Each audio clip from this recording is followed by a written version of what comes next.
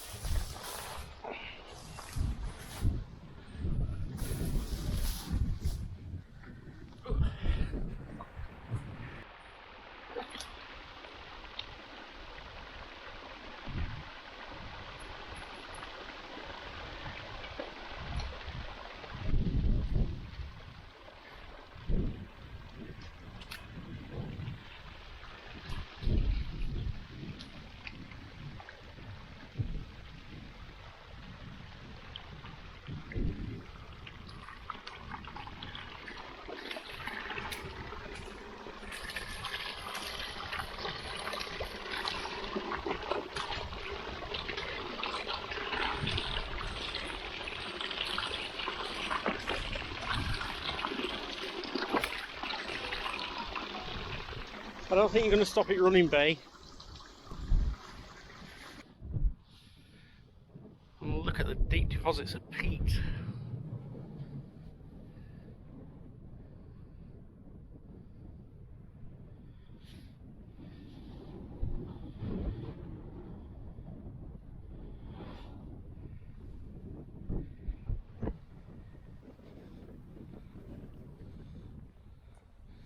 This bit of the path is paved, and it's been done to try and preserve the dike that's just running down here.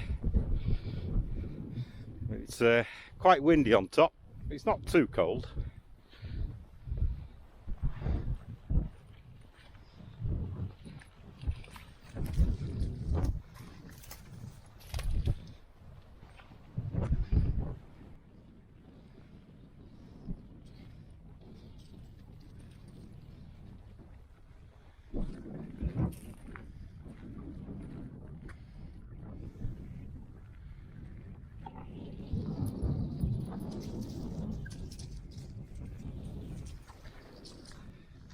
We're now walking on the Pennine Way. We won't be on it for long though, before we turn off.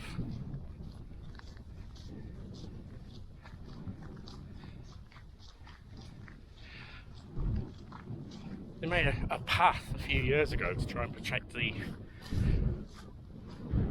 fauna and flora the area because it was so well trodden that it was just damaging everything. So they made the decision to make a path that people could follow easily. It was eroding the peat bogs, wasn't it? Yeah.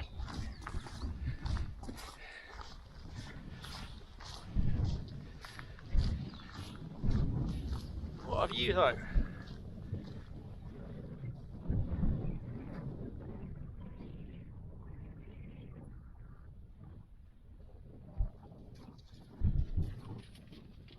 There's Manchester. It is.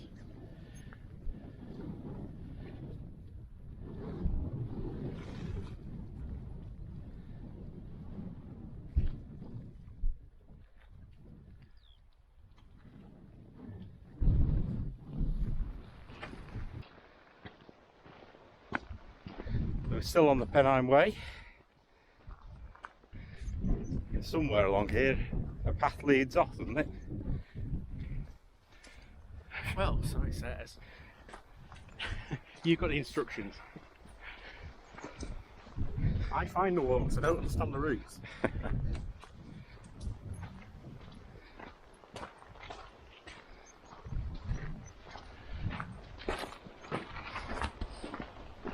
Slight change in weather now, we've got hailstones.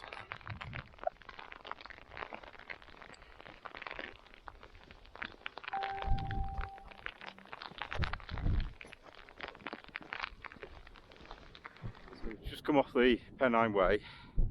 We've been looking for a slab of stone to point us in the right direction, and the path is along there somewhere. I think we can see it going up the side of that hill. So we're following the remains slightly of an old Roman road, a Roman track. Well, that's one story anyway, so that's where the Romans come in. The reason it's called Doctor's Gate is more of a thought recently, or in the last 20 or so years, about it actually being a track that a doctor made from Glossop over to towards Sheffield, so that he could travel with his horse and trap. I prefer the Roman road story, to be honest. It's been disbelieved slightly in the last few years.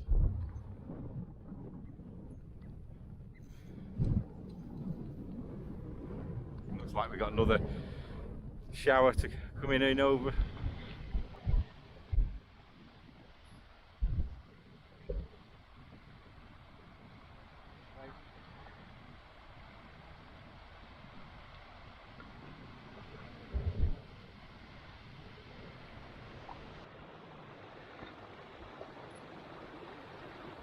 I'm not going to jump in like Toad just did. This way! Tor, come on! This way.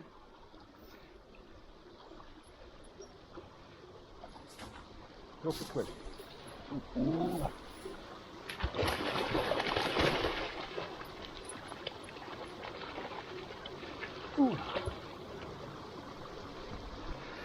Can do the usual run. Stood there standing. Make the most of it, because it might be the last.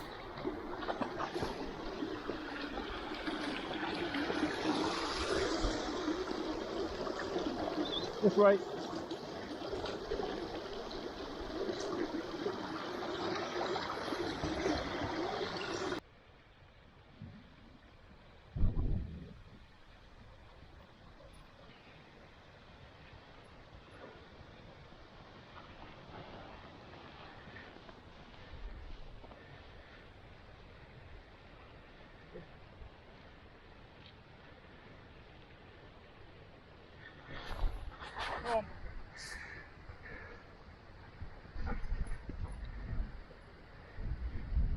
Maybe we ought to say where we're walking.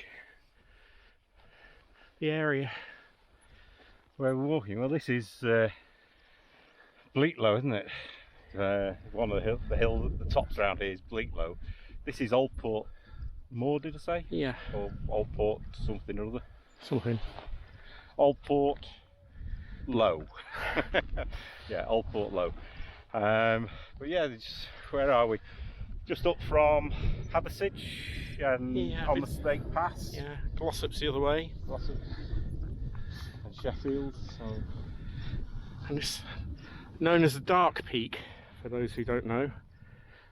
The Peak District's split into two. The White Peak, which is more limestone, isn't it? And then the Dark Peak, which is gritstone. And peat. And peat, yeah, very peat. So we've just been jumping on the ground and it's been bouncing.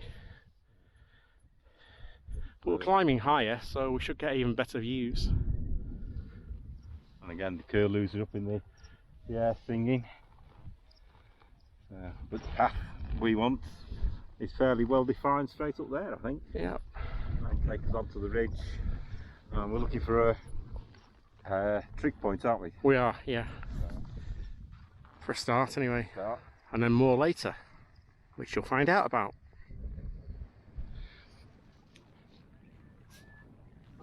It's a bit windy, but there's a pair of curlews flying around and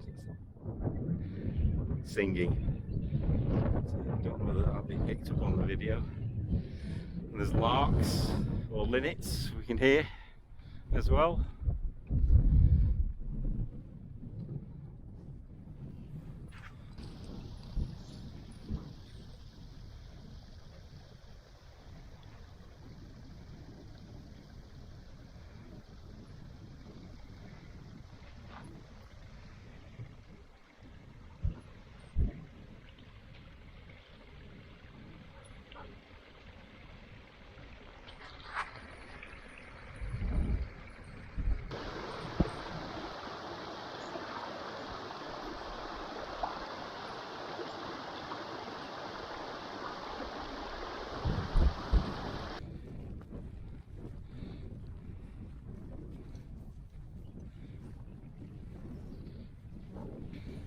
Part of the history of this walk is what we're coming across here.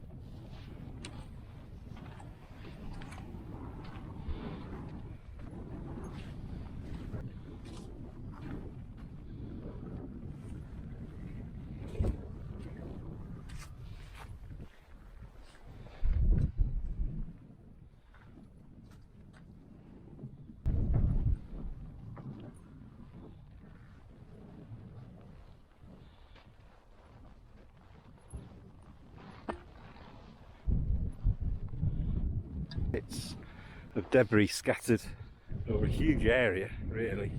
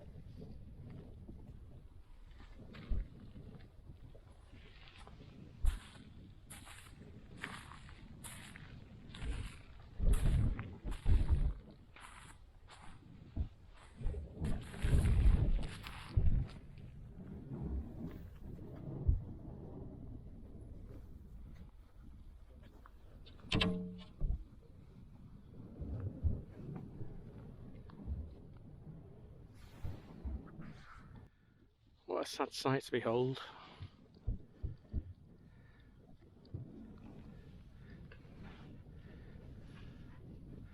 This wreckage has lain here for so many years.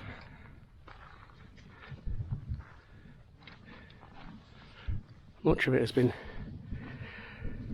taken by, I don't know, you want to call them trophy hunters or souvenir hunters, but thankfully a lot of it remains.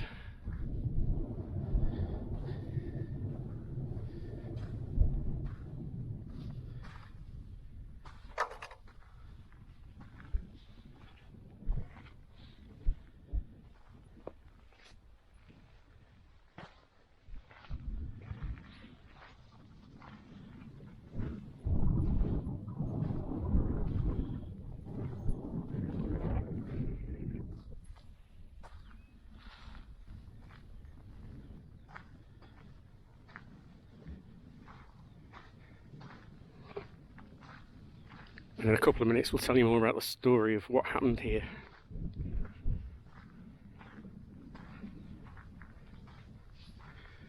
But first, we'll have a look at the memorial.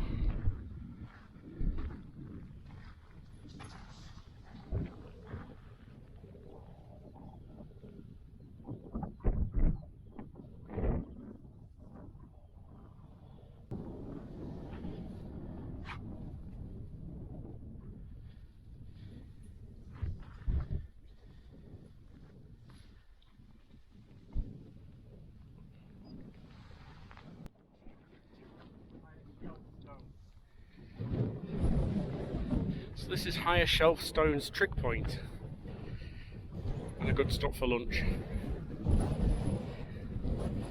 Shame it's not a clear day. We got all the glossop. Is that glossop down there? Glossop down there, yeah.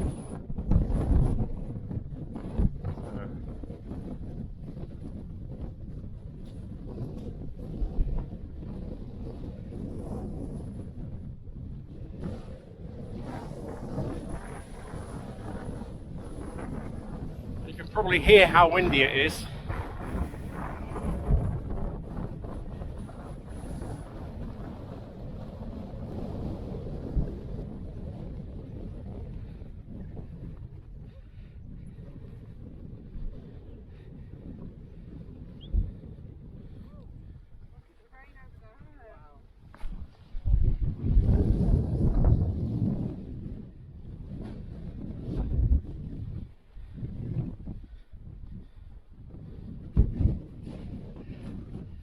Lots of etchings.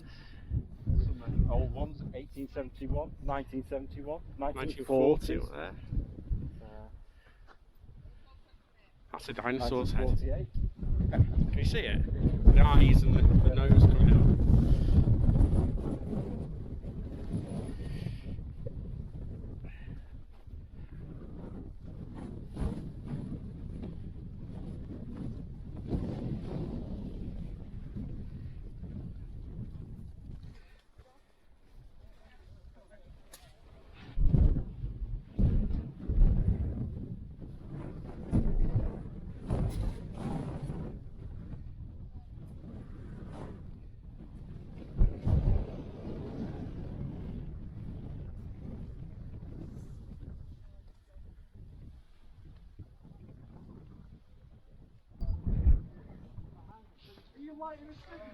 And the view's cleared.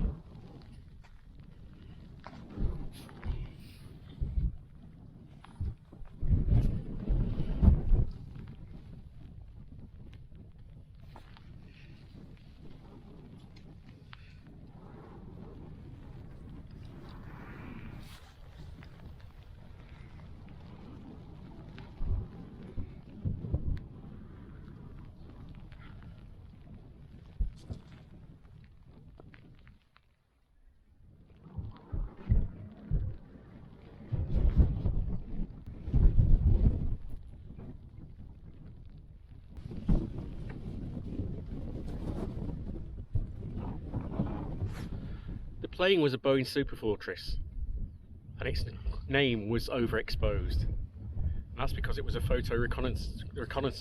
The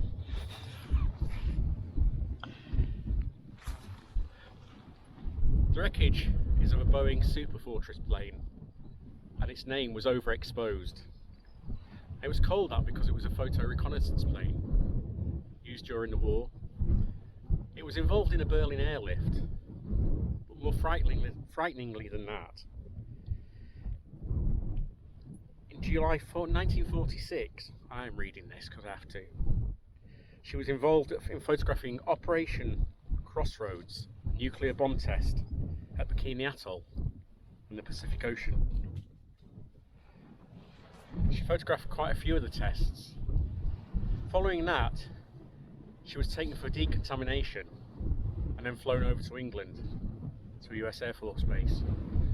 On the morning of the 3rd of November 1948, she took off from RAF Scampton over in Lincolnshire on a routine flight, wouldn't take too long, to the US Air Force base at Burtonwood, which is near Warrington, Keith's old stomping ground.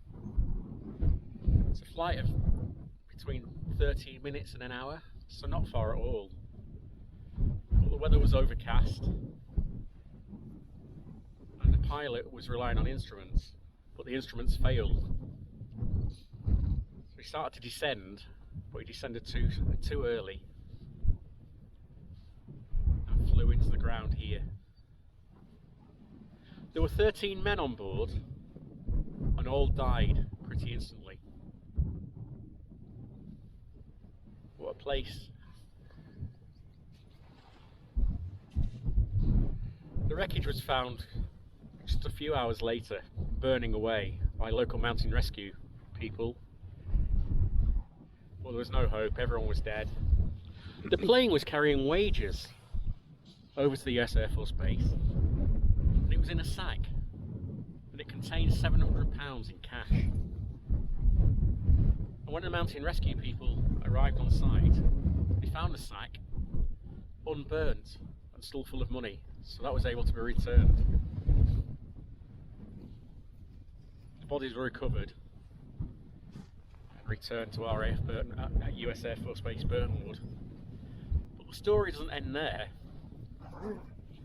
We'll have a little bit more of a walk, and we'll tell you a little bit more. So all this wreckage remains. Little bits have been taken by souvenir hunters over the years.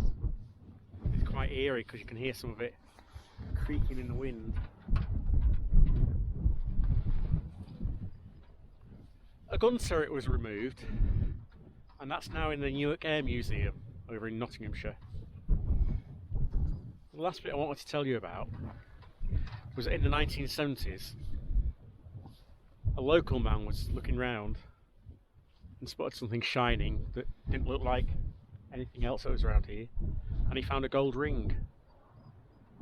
And on investigation, when he took it home, it turned out that it was a captain's ring, the pilot of the plane. So eventually it was returned to his daughter.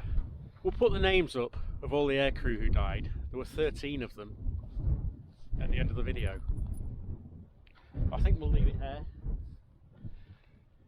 We'll just have a minute just remembering the people who died here.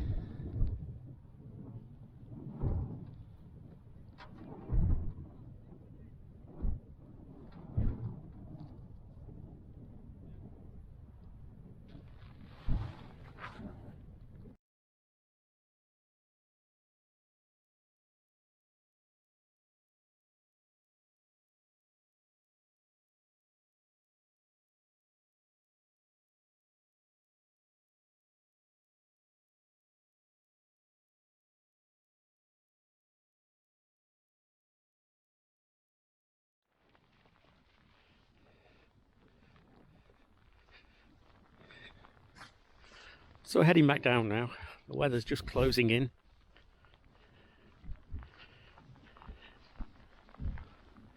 There are so many plane crashes, wrecks of planes around here. Could spend days just exploring them all.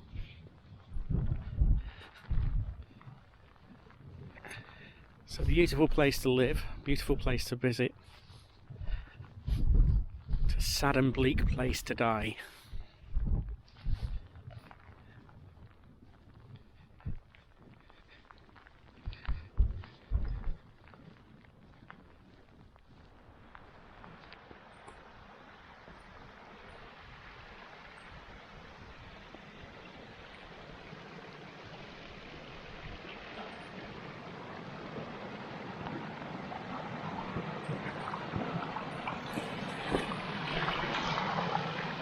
Okay.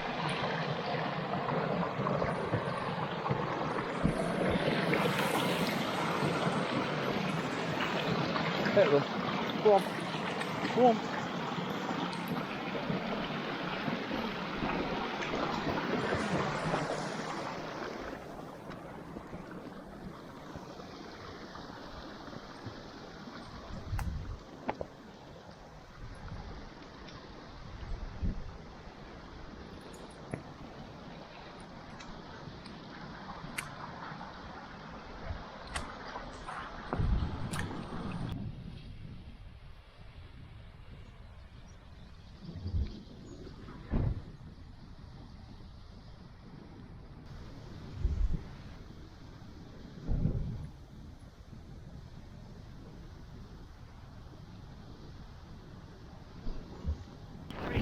The wind's just got up.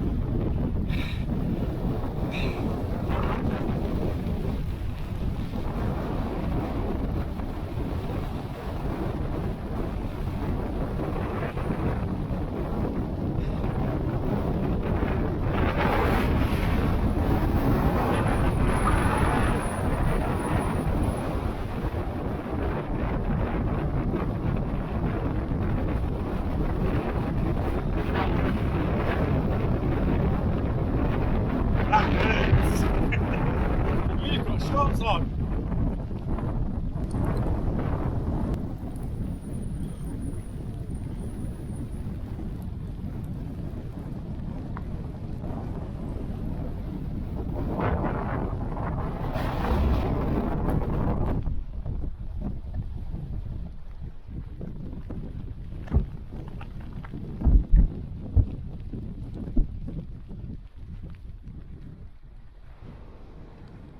Of course, every video has to end with a coffee.